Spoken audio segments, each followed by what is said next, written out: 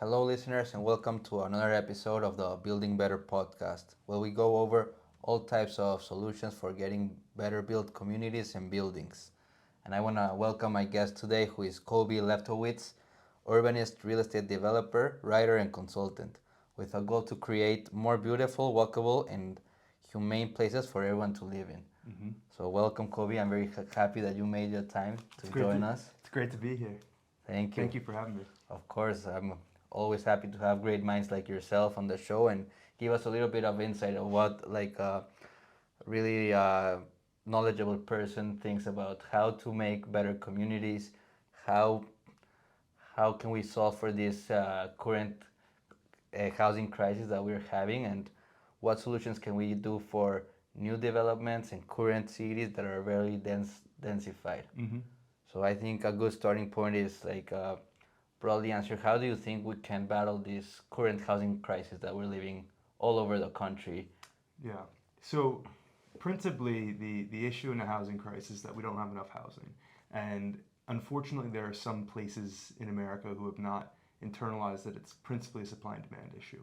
So if you look at wealthy coastal cities like Los Angeles, New York, San Francisco, these are places with very high rates of demand and low rates of supply. On a per capita basis, these cities, though amongst the most wealthy, build the fewest amount of housing units, which is a problem. Um, there is a tendency for people in this conversation to say, well, it's only a supply argument. And while it's primarily a supply argument, there may be other pathways that we need to explore. Uh, there's some financing strategy on the demand side, so that might be supporting loans for new homeowners or for existing landlords or developers, and developers a little bit on the supply side. There will be circumstances where new supply doesn't help people who are in the lowest economic brackets, so they may need housing choice vouchers or more broadly vouchers to get them into uh, housing that they can consume. But from much of the research that's come out over the last 5, 10 years, there's a growing body of consensus that we can't solve the majority of our problems without building more housing. And it sounds pretty simple, but that is really the genesis of the crisis. And what do you think is the biggest reason why no more housing supply has been built? What is like the biggest barrier to entry for these developers to create more housing? There's a number of considerations, and because of the complexity of the situation, you want to be cautious not to say it's one thing, and that if we fix this one thing, all will be fine, right? There's a tendency among some uh, economists, some urbanists, some observers in this realm and commentators more broadly to say, well, if we just made zoning a little more permissive, so going from single-family zone neighborhoods to multifamily zone neighborhoods, that would solve most of our problems. The truth is, there's not one switch that you can flip, but we can broadly say that many of these issues come from a series of choices we made on the regulatory front.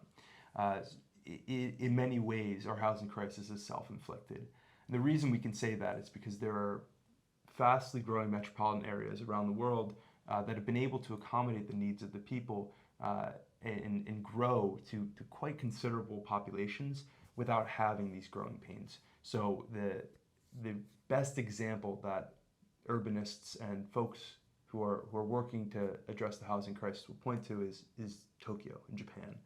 Tokyo is the largest city in the world, and yet there are a preponderance of evidence. There's a preponderance of evidence on the affordability of apartments, but in the heart of the city, you can live in a studio for $500 or $600 a month. Could you imagine living in New York City for $500 a month? You'd be lucky to get a hotel room, a nice enough hotel room for $500 a night. So there are a lot of factors that influence these choices that we've made. Yes, it can be zoning from a regulatory perspective. Yes, it comes from building codes. Yes, there's local land use regulations. There are federal regulations on finance. And each of these may have 100 or 200 moving parts in each individual community. So when you step back and internalize the complications, you can almost get paralyzed. Think, well, how do we do anything? There's so many small levers that we need to pull in order to enact any level of change. But because there are rather clear cause and effect outcomes, so if I say we're not going to mandate minimum lot sizes, for example, of 10,000 square feet or 20,000 square feet, and we reduce the minimum lot size to 2,500 square feet or 2,000 square feet, all of a sudden you can get 4 to 5 times the density on that same site if the market mandates it, right? So that's just one of many examples that we can go through. But at a high level, it's a series of regulatory choices that we've made and then ossified over the last 70 years in the US and Canada, and a little bit more broadly in North America, though of course Mexico has some different considerations. Yeah, I like that example that you put about the regulatory issues, and I also think it is one of the complicated, one of the main issues is that it's very complicated to solve, but it really benefits everyone, right? Yeah. It benefits the decision makers because they get the property tax. You know, if they do the small lot subdivisions, now they can get 5 property tax on a single, 10,000 square foot lot. That's right. And it benefits the community because now you have more housing, the land value goes up, and and the housing cost goes down. Yeah. So it really benefits everyone, but again, there's all these barriers to entry that have not allowed like new housing or regulatory issues to change the current codes. And I think most of it comes from bureaucracy, at a very high level. Uh, but I think making some work groups in specific cities can be a good solution to start implementing like zoning changes and code changes that can benefit everyone involved. Yeah, it's really important to zero in on the different stakeholders. The difficulty in our current environment is that all these disparate groups view it as a zero-sum game. So if Gabriel wins as a developer, let's say, that means that comes at the expense of somebody else. And that's because our zoning code has privileged these zero-sum outcomes, but that's not the way it works anywhere else in the world, or non-Anglosphere countries. For many complex reasons, there's housing crises have really come to the fore in Commonwealth countries and Anglophone countries, which we don't need to get into, but places like Canada, Australia, England, the US, and some others.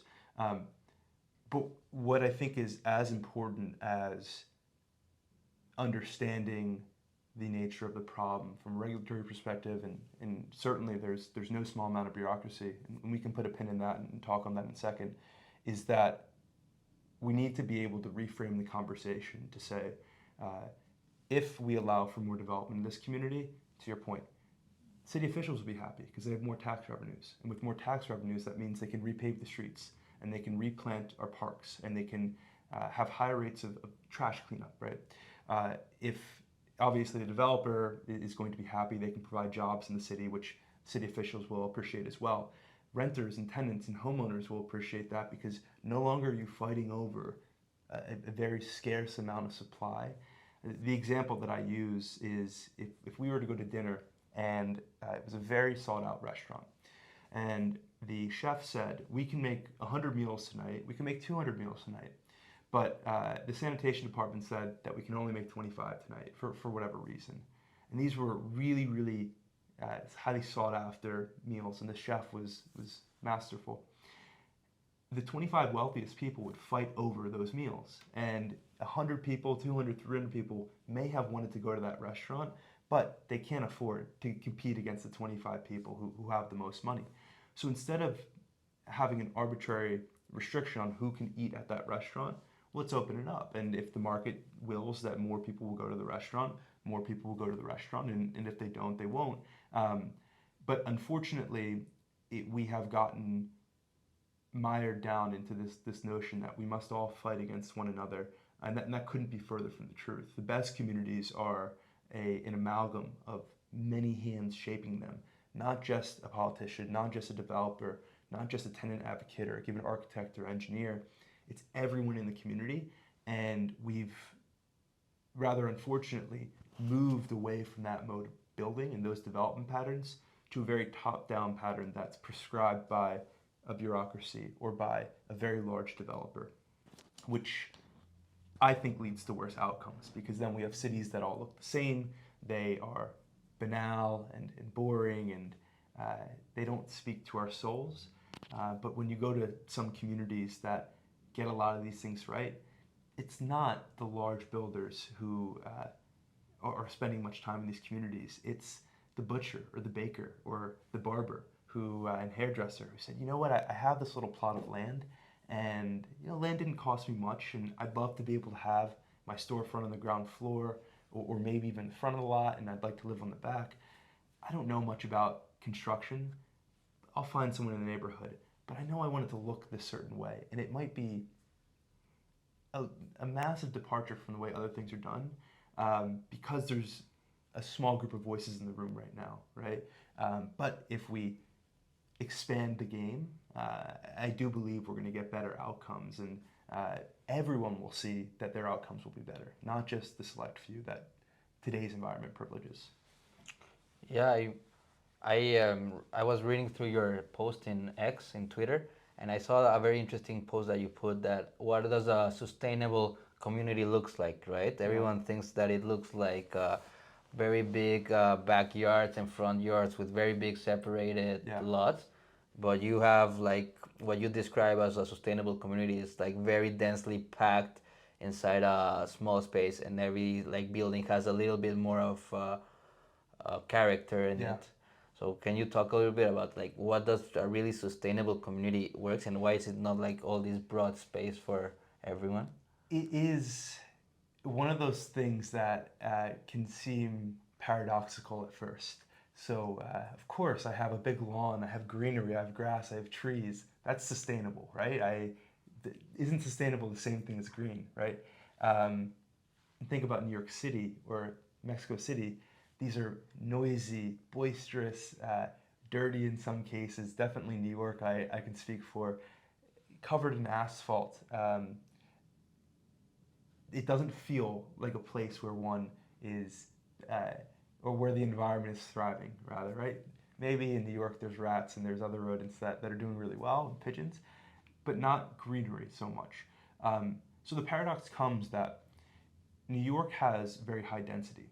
And because of that high density, there are more people, or what that high density means is more people are living closer together.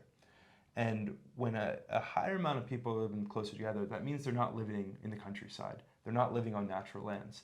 So instead of clearing down groves of trees and forests, we're leaving them as they are, and we're allowing nature to do what it does best, right? When we build out these subdivisions out an hour or an hour and a half out into the countryside, yes, they look green, but there's nothing green about them because we have roads that are clearing through natural habitats. The asphalt leads to stormwater runoff, so we have pollutants that are running into our agricultural fields, into our fisheries, into our rivers, which have significantly deleterious impacts on local ecologies, and these things can actually spread quite far. And from a consumption perspective, you are using far more energy and resources if you're living in a single-family home way out in the suburbs. By way of example, if we had, to go back to our 10,000 square foot lot, if we had one 10,000 square foot lot out in the suburbs versus one 10,000 square foot lot here in the heart of San Diego, you may be able to build 5, 6, 7, 8 stories tall, and perhaps taller. This is a function of zoning codes and building codes, and there's feasibility of construction costs, but let's just say that it's 5 stories. And roughly, let's say there's 50,000 square feet. In that 50,000 square feet, we can have a breakdown of many different units. We can have some studios, 1 bedrooms, up to 3 and 4 bedrooms. For the purpose of this, let's say we have 60 apartments, some smaller, some bigger. And those 60 people are all sharing the same level of infrastructure, the same sidewalks around their neighborhood. They're going, there's only, the trash truck only needs to come to one property as opposed to those 60 others. And you contrast it with one person on 10,000 square feet. And of course, we can make these examples more extreme where that one person is on an acre, and so on and so forth. So if we just extrapolate those 60 people, you go from 60 people on a 10,000 square foot lot versus in the single family model where you have one person 10,000 square feet, you're at 600,000 square feet, and if they were on 1 acre each, that's 60 acres. So you see, this very, it becomes very calculated and precise example of just people in boxes versus people sprawling out. But you can imagine magnifying that over the expanse of a country as big as the US and see how those impacts can really compound. And I think when you say that to densify at such a high drastic change, it's going to change the roads and the transportation in those areas. Do you think there's a good enough infrastructure, or are you looking in a future or a perfect city doesn't really have to need a car, right? Is there like a good public transport system, or how do you see this like evolving when you have to put so many densify such a small area? Yeah. How are people going to move around? So it's something that we've talked about a lot, and one of my business partners really harps on that. This is San Diego; it's not New York. People want to be able to drive everywhere, and we hear similar things in California. Great, you can build those 60 homes for people on that 10,000 square foot lot, but you better have 60 parking spaces at least, if not more, because people might have 1.5 cars on average per household. But the thing about density is, when you get people closer together, and you get enough of them together in tight enough space, they not only get to share the infrastructure, so the roads and the bridges and water and sewer lines and utility lines, but they share amenities. And so a grocery store may say, hey, there's 20 apartment buildings with 60 units there on the street. It might make sense for me now to set up shop here. So instead of those people who are spread out across many, many acres needing to drive, because if you live on 1 acre and then there's hundreds of other acres between you and the supermarket, there's not enough density to support amenities next to every home. It's just, a cluster of 25 homes can't support a small store in the way that a cluster of 25 apartment buildings can support far more than just one small store. So it leads to this tension where this is where San Diego is right now. Los Angeles has unfortunately failed this experiment where you can have high density and you can move away and eschew the car as a mode of transportation, but you have to pair that with infrastructure investments into bicycle lanes or light rail or buses. Latin America provides an excellent example, specifically in Brazil and in Colombia, of what bus rapid transit can do. So instead of our new apartment buildings all having 60 units, maybe for the transitory period, you have 20 parking spaces, and you move to adding a couple more buses from the city level, from the increased tax revenues of having more people in this dense area. And you marry that with protected bike lanes that are separate from traffic. We need to keep bicyclists safe, striped and painted. And then over time, it's not going to happen overnight. What you'll see is that fewer people want to take a car, because why would I need the hassle of having the car in the city if I can walk 5 blocks to the supermarket one direction, I can walk to my friend's house 2 blocks in the other, or if I need to go a little bit further, I can hop on a bike for a couple of miles. These elements that we're describing here, the benefits of density rather, are what the best cities in the world enjoy. You can go to Latin America, to Europe, parts of North America, Asia, Africa. It's very similar. Now, they may be at different stages of their development journey. So in New York, you have a very robust and not necessarily in tip-top condition public rail system and a subway system. We have heavy rail overland, and then we have a subway underneath the streets to cities like Curitiba, which have a very robust bus rapid transit system. So it's not as extensive, the infrastructure is not as expensive as you might see in a Chinese or American or European city, but it works just the same. Yeah, and that is great for when we're thinking about rebuilding an area that hasn't been developed yet. But what about already built cities that are very densified? Like, how can we make already densified areas better places to live? Yeah, this is tough. There's to go back to our notion of stakeholders, because people are living in this area and they have their entirety of their lives there. They have their routines and traditions and patterns. It's You don't want to disrupt those things. And unfortunately, in the U.S., we have a legacy, a a really abhorrent and appalling legacy in many cases of displacing people against their wills. So we can talk about urban renewal in the 1940s, 50s, and 60s, where we uprooted people from where they lived and we moved them out and spread them to the wind. And in many cases, those communities still haven't recovered. So there's this real tension. But at the same time, our cities can't move forward if everyone remains where they are. And it's an indelicate thing to say. But if we have these severe housing crises, there's two ways to solve it. You can build out or you can build up. Building out, as we've described, has terrible ecological and environmental consequences.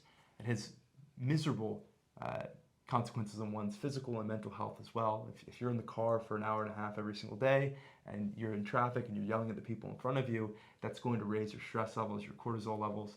When you finally do get home after work from the office, if you have a family, you may take it out on them. If you don't, you may be too far to go drive to friends or see loved ones in a close community, and so you get lonely. And so there's all these adverse consequences from that form of building. So I think we would agree, and many people are coming to this consensus, whether you look at it from an environmentalist perspective, from a municipal finance perspective, from a quality of community building perspective, or urban economics, it doesn't make sense to build out to the extent that we have in this low density development pattern. So we have to build up. And let's say in this building that we're in right now, there are plans in the future to build on top of it. The existing residents or businesses can no longer be here, at least during construction. Maybe you say after construction we'll carve out and have a space for you, and maybe we'll have a small office suite for those who are officing here. But in the interim, they're going to have to find somewhere else. And maybe in those 2 or 3 years that it takes to build this, they decide that that other place is best and they don't want the headache of coming back. So there are going to be cases like that. And I can't say to you or to anybody that don't worry, development is always an unalloyed good, and there's never any displacement, and there's never any level of tension. That's not true. But what we have to do a much better job of today, and we've become reticent to do this over political pressures primarily, to make some hard decisions and to have difficult conversations in the name of the greater good. The most famous example I could probably bring to this that most people would be familiar with is Paris. Paris, the Paris that we know and love primarily was entirely contrived. It was master planned, as it were. So today we build master planned communities in Texas and Tennessee and in Arizona, Nevada, California, Florida, all over the country. We used to do that of a very different sort. It's called Haussmann's Paris, in 1850 to 1870, in the mid-19th century, under the stewardship of Napoleon III. So this was able to be done because there was an emperor who could influence his powers and use eminent domain to displace people from where they were, which there was certainly significant levels of displacement. But you step back and say, well, what did Paris look like in 1849 or 1840 or 1830 before it became the Paris that we know today? It was miserly. The conditions that tens of thousands upon hundreds of thousands of people lived in are unimaginable to our modern minds. The level of squalor and destitution that the most impoverished and marginalized were subjected to would shock even those who would think they'd be inured to it today. The level of disease and vice and all manner of really terrible circumstance were ubiquitous. So something had to be done, and hundreds of thousands of people were displaced because of they lived in such squalor in these slums in the heart of Paris. And the epicenter is Notre Dame, if you're familiar, the very famous Notre Dame Cathedral. 20 years later, through Haussmann's renovation of Paris, as it's come to be known, not only were those several 100,000 people accommodated for in the new arrondissements, in the new apartment buildings, in the outlying areas of the city, which were far better than the living conditions that they had before, but hundreds of thousands of more residents or new residents were able to enjoy that as well. So we went from a case in the early 19th century where the conditions of medieval Paris were abhorrent, and hundreds of thousands of people were uprooted in this large renovation, which had no doubt about it, short-term consequences on the quality of life that these people had, certainly their psychological well-being and stability. But just a couple of decades later, we have Paris, the city that is enchanting and captures the dreams of so many around the world from a more qualitative perspective. And from a quantitative perspective, it has now grown to be one of the largest cities in the world because of these really difficult decisions that were made under the aegis of empire. It cannot be stepped around that there was authoritarian control that allowed for this to happen.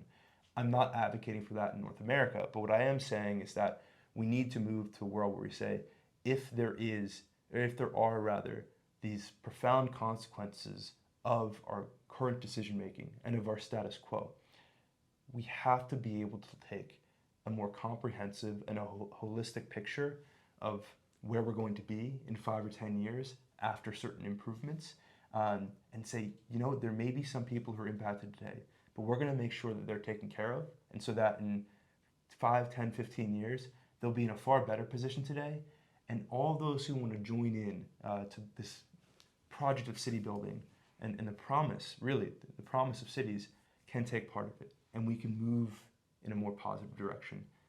That's one way of putting it. I know that there are other questions and considerations we were talking about before, but I think that's a very important historic example, because Paris is the city that we all revere and that we admire, but it didn't come about without some level of friction, and oftentimes that friction is required in order to create somewhere that is worthy of our aspirations of it.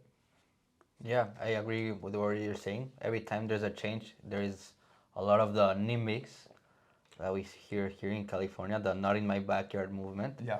So there's definitely friction every time there has to be a change in the densification of an area. And I think that was some great insight and a great example with Paris. And I want to talk a little bit about, like, we talked at a macro level of how to create better communities on the development side. What about the process, the construction process? How can we make this process more environmentally friendly and build better structures in their shell, in their bones? So there's a couple of different ways that we can take this, and I'll posit a few ideas, and then I'd love to hear your thoughts. And I know a lot of what you're working on with Preflex is hoping to solve this, and there are many people around North America who've been the beneficiaries of all of your work so far, and one hopes that we can keep doing more and more. So I'll just wrap up the last notion of Paris and better communities and transition into this by saying, whatever work that we do has to be in the pursuit of something good, fundamentally good. It is not enough to prevail against NIMBYism and say, well, let's just build anything anywhere, because that has a couple of consequences. If we're building concrete blocks of housing everywhere that are unadorned and that are lacking grace, they can hurt our souls. They can make us feel sad and weary. And we don't want that. We want to be inspired in the place that we live. There's a reason why people come to move to San Diego, and people move to Mexico City, or to name your city in the world: Barcelona, Paris, Tokyo, Kyoto, Marrakesh. These places have something fundamentally good about them. The other important consideration is that we must build for the future. It can't just be good. We can't just put up anything, but in 20 years it's falling down, because that's not very sustainable. We have all of this carbon that has been emitted, or that has been captured and will be recaptured and released rather through cheap building practices. So these dreams and enlightened ways, one can say, of thinking about development mean nothing if we can't actually build in a sustainable mode. So what does that mean? I think what we'll have to do is build with longer timelines in mind. So instead of saying we're going to build something for, we'll put it up, we'll sell it in 3 to 5 years, and then whoever owns it next, it's their problem. How do we build something that lasts for 50 years, or 100 years, or 150 years? Part of that is it something capable of being loved, such that somebody wants to maintain it? Because a lot of old historic buildings, there is this notion they were just built better. That's not really true all the times. We have survivorship bias, where a lot of the oldest buildings that survive today were the best built. Many buildings that were, frankly, of pretty shoddy construction quality didn't make it to today. But how do we create buildings that people will love, and how do we construct them such that they are sturdy and they're capable of housing people in society for many years? It starts with materials. We have to be building places that are fundamentally robust, and there have been some compromises, let's say, that have been made in materials. There is a growing movement of people who are trying to renew the spirit of masonry building in America, so building with bricks, building with structural stone.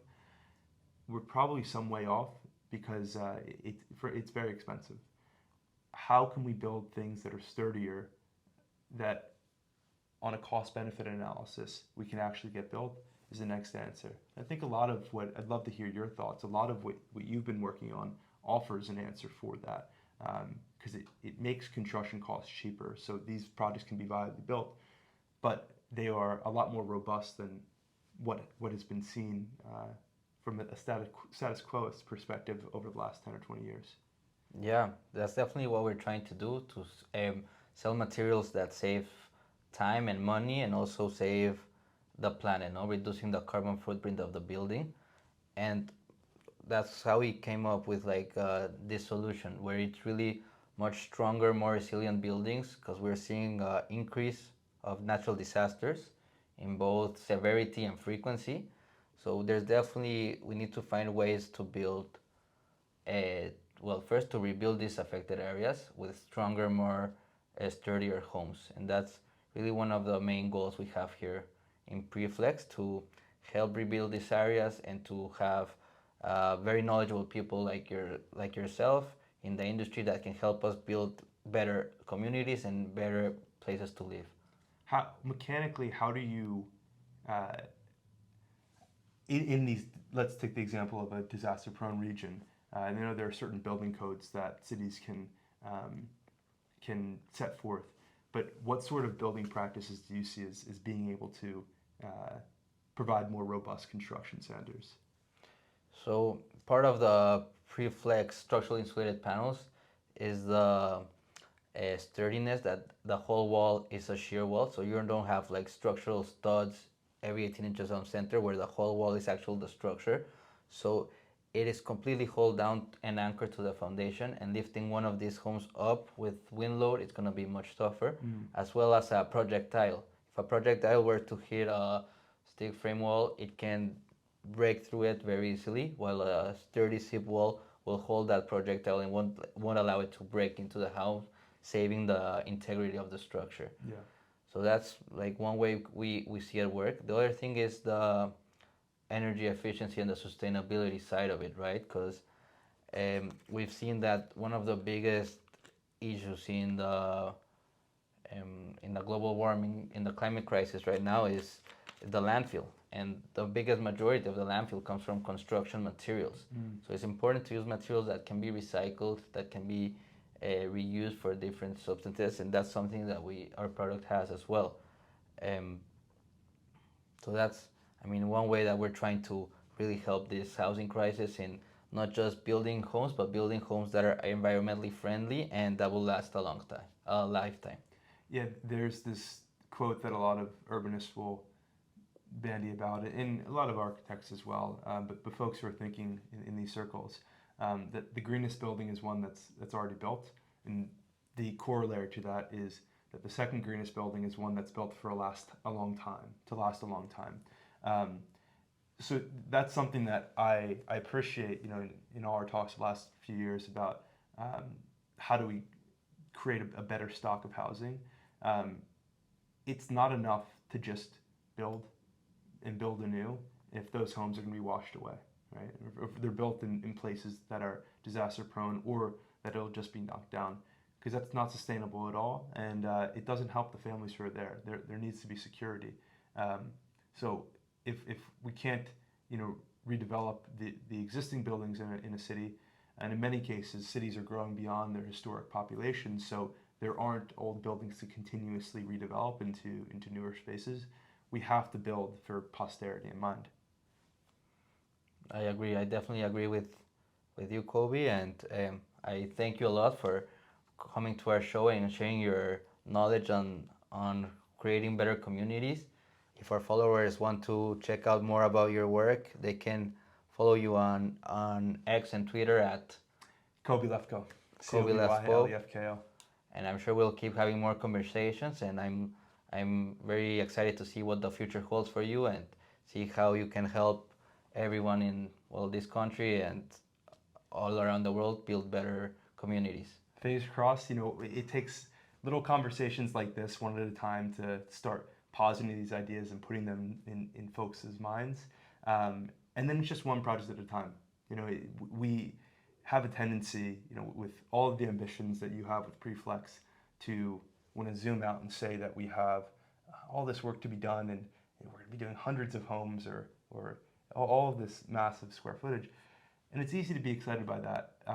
And certainly for our projects, when we think about some years in the future, we get excited about that. But it all happens one small project at a time and one unit at a time. And so if we can have a large impact on just one small unit, that can really do a lot more than I think people give it credit for.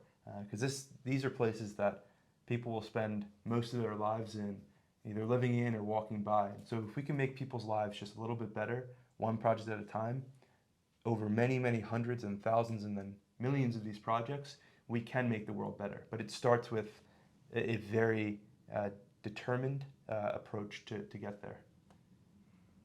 Agreed, Kobe. Thank you so much again. Great Thanks, having you. Yeah, this is awesome.